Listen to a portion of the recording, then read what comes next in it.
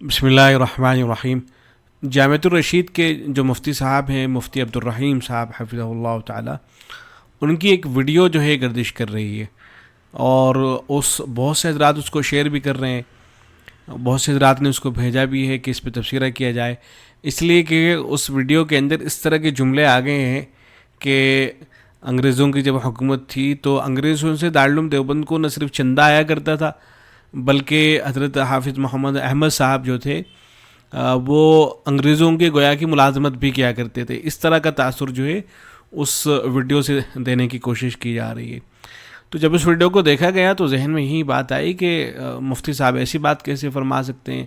یہ بات تو بالکل خلاف واقعہ ہے، اس لیے کہ دارالعلوم دیوبند میں تو کبھی ایسا نہیں ہوا ہے کہ دارالعلوم دیوبند انگریزوں سے چندہ لیتا رہا ہو، اس کا تو سوال ہی پیدا نہیں ہوتا ہے۔ دارالعلوم دیوبند کے جو بانیان تھے، حضرت مولانا قاسم نانوتوی رحمۃ اللہ علیہ، حضرت مولانا رشید احمد گنگوئی رحمۃ اللہ علیہ، اور جتنے بھی حضرات تھے سارے کے سارے تو انگریزوں کے خلاف لڑ رہے تھے۔ شاملی کا میدان آج تک اس بات کی گواہی دے رہا ہے، یہ حضرات تو سارے کے سارے میدان کے اندر کھڑے ہوئے تھے، اور یہ سارے حضرات تو وہ تھے کہ جن کو انگریز تلاش رہے تھے کہ ان کو گرفتار کیا جائے، اور بہت سے حضرات وہ تھے جو جیلوں کے اندر رہے۔ اور پھر جب دارالعلوم دیوبند قائم ہوا، دارالعلوم دیوبند سے جو حضرات نکلے، چاہے حضرت شیخ الہند رحمۃ اللہ علیہ ہوں، شیخ الہند حضرت مولانا محمود حسن دیوبندی رحمۃ اللہ علیہ، یا حضرت مولانا حسین احمد مدنی رحمۃ اللہ علیہ، یا اور حضرات، یہ تمام کے تمام وہ حضرات تھے کہ جو انگریزوں کے خلاف لڑتے رہے۔ اب صورتحال تو یہ ہے کہ یہ سارے حضرات جو ہے انگریزوں کے خلاف لڑ رہے ہیں، اور دوسری طرف یہ دعویٰ کہ دارالعلوم دیوبند چندہ بھی لیا کرتا تھا انگریزوں سے، تو یہ بات حلق سے نہیں اتری۔ پھر جو اصل ویڈیو تھی اس کو دیکھا گیا، اصل یہ ہوا کہ کسی کمبخت نے شرارت کی ہے، چونکہ اہل باطل کا ہمیشہ طریق یہ رہا ہے کہ وہ شرارت کیا کرتے ہیں اس طرح کی، تو کسی کمبخت نے شرارت کی ہے کہ مفتی عبدالرحیم صاحب جو گفتگو فرما رہے ہیں، اس گفتگو کے اندر اس ظالم نے جملہ اس کو اس طرح سے ایڈٹ کر دیا ہے ویڈیو کو کہ جملے اس طرح سے بن گئے ہیں کہ دارالعلوم دیوبند میں گویا کہ انگریزوں سے چندہ آیا کرتا تھا، جبکہ حضرت مفتی صاحب نے بات نہیں فرمائی ہے۔ حضرت مفتی صاحب نے اس طرح کی کوئی بات نہیں فرمائی ہے، بلکہ جو مفتی صاحب کی اصل گفتگو ہے مفتی عبدالرحیم صاحب کی، اس کو آپ سماعت فرما لیں تو بات واضح ہو جائے گی۔ کیا انگریزوں کے آنے سے پہلے جتنے بھی اسلامی حکومتیں تھیں اس میں مدارس تھے یا نہیں تھے؟ مدارس تھے نا، تھوڑا بولنے بات کے جواب دے تاکہ پتہ چلے کہ آپ زندہ ہیں اور جاگ رہے ہیں۔ تو 3 قسم کے مدرسے ہوتے تھے اس زمانے میں۔ زیادہ مدرسے وہ ہوتے تھے جو حکومت کے مادات ہوتے تھے، دوسرے نمبر پر وہ مدرسے ہوتے تھے جو اوقاف سے اور انڈاؤمنٹ سے چلتے تھے، وہ بھی حکومتی کے مادات ہوتے تھے۔ ایک حصہ مدرسوں کا وہ تھا جو شخصی طور پہ بڑے نواب لوگ تھے، خاندانی مدرسے ہوتے تھے۔ تو اس زمانے میں 80% مدارس وہ سرکار کے ماتحت ہوتے تھے۔ تو ان سرکار کے ماتحت مدارس سے امام غزالی، امام رازی اور جتنے بڑے بڑے لوگ ہیں، شاہ ولی اللہ ہیں، مجدد الفزانی ہے، یہ سارے لوگ وہیں تو پڑھے ہیں سارے۔ اور پھر پڑھنے کے بعد پھر وہ سرکار میں جا کے کوئی قاضی القضاء بن رہا ہے، کوئی وزیر تعلیم بن رہا ہے، کوئی وزیر اعظم بن رہا ہے۔ تو یہ جو تاثر ہے کہ ہم بالکل ایک رہبانیت کی طرف جا رہے ہیں، یہ بات غلط ہے۔ اس وقت میں انگریزوں کی حکومت تھی، انگریزوں سے حضرت نانوتوی رحمۃ اللہ علیہ نے 1857 میں جنگ آزادی لڑی تھی، اور اس وقت ان کا ایک غلبہ تھا، ایک سیلاب تھا پورا۔ اس کو روکنے کے لیے حضرت نے فرمایا کہ ہمیں کسی سے، سرکار سے مدد نہیں لینی۔ اور اسی دوران حضرت نانوتوی رحمۃ اللہ علیہ کے وصال کے بعد حضرت کے صاحبزادے مولانا محمد احمد نانوتوی رحمۃ اللہ علیہ وہ محتمم بنے۔ جب وہ محتمم بنے تو اس وقت ریاست حیدرآباد دکن وہ بھی ریاست تھی، نواب تھے اور باقاعدہ حکومت تھی ان کی۔ تو سب سے زیادہ جو امداد ملتی تھی، چندہ ملتا تھا، وہ ریاست حیدرآباد سے ملتا تھا، ریاست بھاولپور سے ملتا تھا، ریاست قلات سے ملتا تھا۔ جتنا بھی جو گندم ہوا کرتی تھی وہ ریاست بھاولپور سے جاتی تھی سر۔ تو ان تینوں ریاستوں سے، ریاست بھوپال سے بھی آتی تھی، تو 4 ریاستوں کی تو سراتن موجود ہے کہ وہاں سے دارالعلوم دیوبند کو نہ صرف چندہ آتا تھا، بلکہ سال کے آخر میں نواب حیدرآباد دکن خود آتے تھے اور سال بھر کے تمام حسابات کو دیکھ کر اس پہ دستخط کر کے جاتے تھے۔ تو پھر یہ اگر اس کو عمومی طور پہ لیں گے تو پھر ریاست حیدرآباد بھی تو سرکار تھی۔ حضرت مولانا محمد احمد نانوتوی رحمۃ اللہ علیہ جب محتمم بنے تو ریاست حیدرآباد دکن کے جو نواب صاحب تھے انہوں نے کہا کہ میں اپنے ریاست میں نظام قضا اور نظام تعلیم ٹھیک کرنا چاہتا ہوں. میری یہ درخواست ہے کہ محتمم صاحب کو 1 سال کی چھٹی لے کر دیں تاکہ وہ باقاعدہ ہمارے ہاں نظام تعلیم کو ٹھیک کریں. تو حضرت مولانا نانوتوی محمد احمد نانوتوی رحمۃ اللہ علیہ 1 سال کی چھٹی لے کر اہتمام چھوڑ کر دارالعلوم دیوبند کو چھوڑ کے ریاست میں جا کے ملازمت کی حضرت نے. حضرت کا انتقال بھی وہیں ہوا. تو یہ بات تو واضح ہو گئی کہ مفتی صاحب نے کوئی ایسی بات نہیں فرمائی ہے کہ دارالعلوم دیوبند میں چندہ آیا کرتا تھا انگریزوں کی طرف سے. ظاہر ہے جھوٹا الزام ہے. حضرت مفتی راشد صاحب کی اس حوالے سے بہت شاندار گفتگو ہے, اس کو بھی سماعت کر لیجیے گا. کوشش کریں گے کہ اس ویڈیو کے ساتھ وہ لگ جائے. البتہ یہ جو گفتگو ہوئی ہے کہ حافظ محمد احمد صاحب وہاں تشریف لے گئے تھے حیدرآباد, تو وہاں ان کو باقاعدہ بلایا گیا تھا. یہ کتاب ہے میرے سامنے, عکس احمد سوانح حیات فخر الاسلام حضرت مولانا حافظ محمد احمد صاحب رحمۃ اللہ علیہ, جو دارالعلوم دیوبند کے 5ویں محتمم تھے. تو اس میں لکھا گیا ہے کہ یہ جو حیدرآباد کے نواب تھے ان کے حوالے سے لکھا گیا ہے کہ بڑے علم دوست اور علماء نواز تھے. آپ کی توجہات عالیہ کی برکت سے دائرۃ المعارف العثمانیہ سے اسلامی تہذیب و ثقافت کے بارے میں اس کا درجہ رکھنے والی کتابیں تحقیق و تخریج کے زیورت سے آراستہ ہو کر منظر عام پر آئیں. امیر عثمان علی خان کی بڑی خواہش تھی کہ عدالت عالیہ کے عہدے قضا پر ایسی شخصیت کو بحال کیا جائے جو علوم شریعہ میں مہارت کے ساتھ ساتھ زمانے کی نزاکتوں سے خوب واقف ہوں. یعنی یہ عہدے قضا پر گویا کہ جو عدالت عالیہ تھی وہاں پر ان کو مقرر کرنے کی as a chief justice in کو بلانے کی بات تھی, اور ایک اچھے قاضی کے تمام اوصاف کا حامل ہو.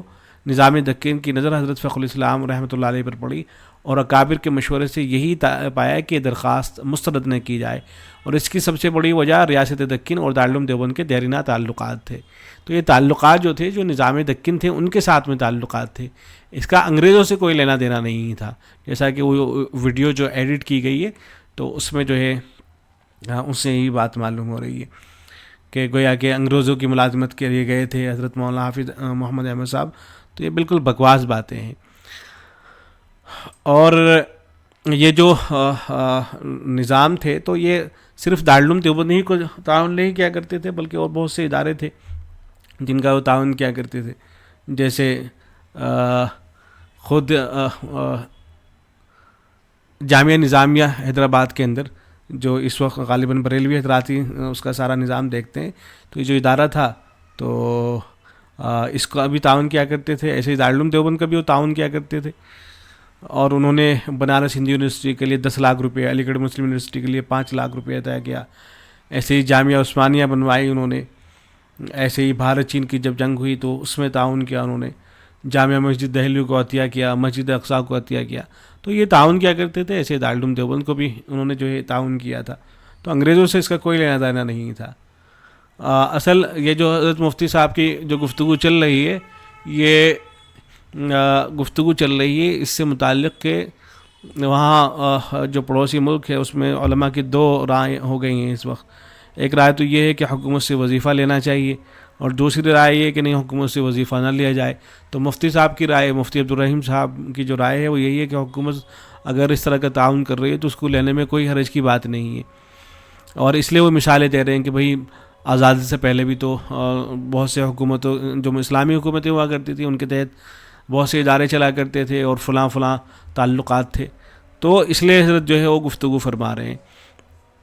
تو اب یہ تو وہاں کے حضرات کو دیکھنا ہے. وہاں کے علماء میں چونکہ 2 طرح کی رائے, وہی حضرات بہتر طور پر سمجھ سکتے ہیں کہ آیا حکومت سے امداد لینی چاہیے نہیں لینی چاہیے, اور یہ جو کافی سے استدلالات کرنے کی کوشش کی جا رہی ہے کس حد تک درست ہے.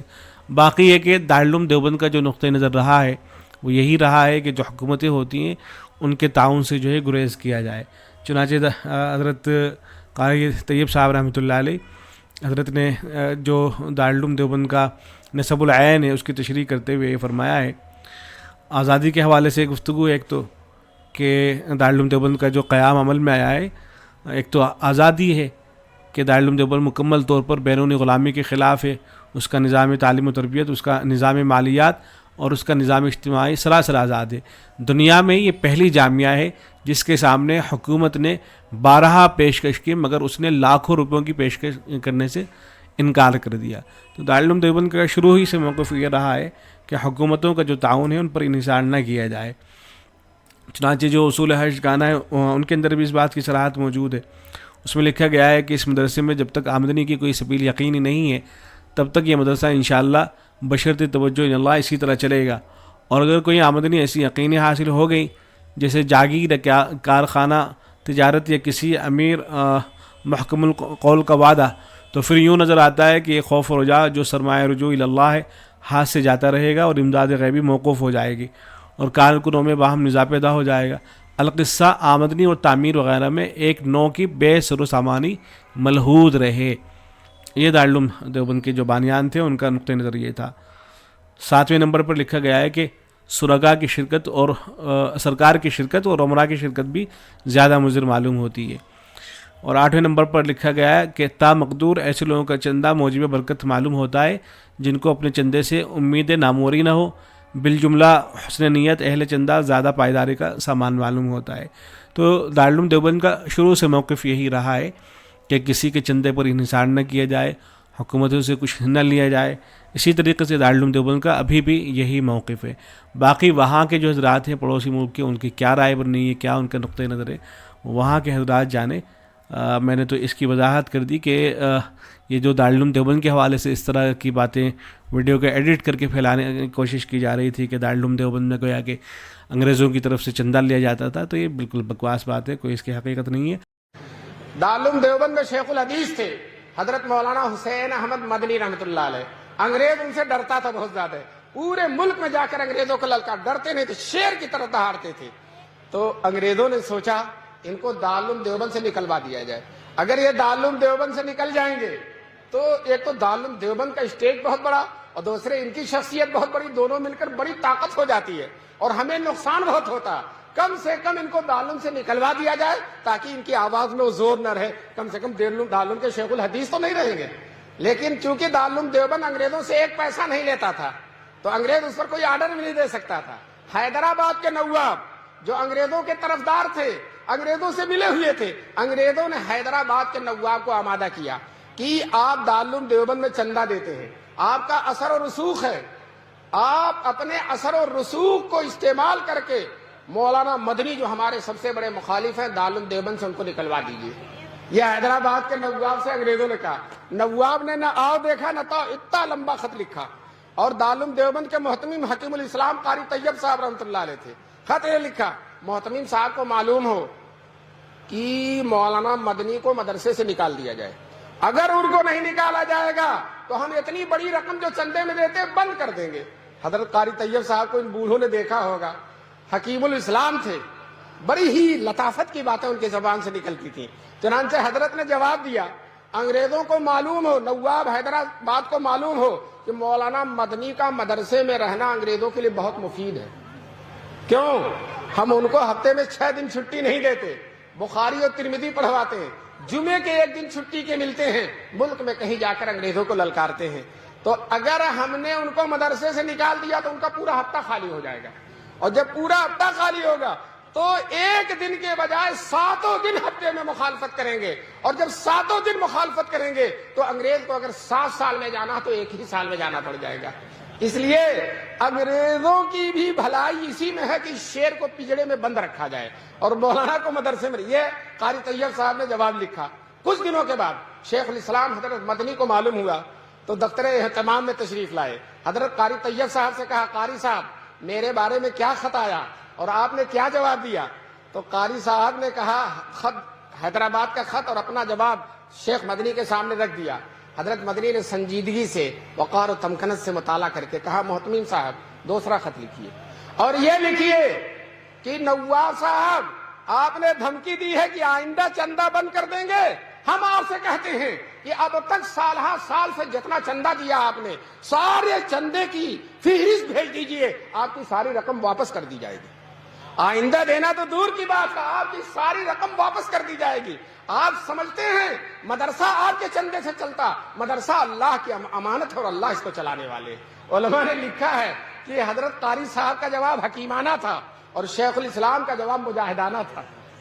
میں نے یہ واقعہ ایک جگہ سنایا، وہاں مولانا افضال صاحب جوہر قاسمی جو اسی اطراف کے رہنے والے تھے، جی وہ مجھ سے محبت فرماتے تھے. وہ کھڑے ہو گئے میری تقریر کے بعد اور کہا مولانا نے, وہ موجود تھے, کہا مولانا نے جو واقعہ سنایا وہ ہمارے ہی زمانے میں پیش آیا تھا, جب وہاں ہم پڑھتے تھے اسی زمانے میں پیش آیا تھا. دوستو دیکھیے اللہ تعالیٰ نے انہی کے ایک مخصوص شاگرد سے تائید کرا دی.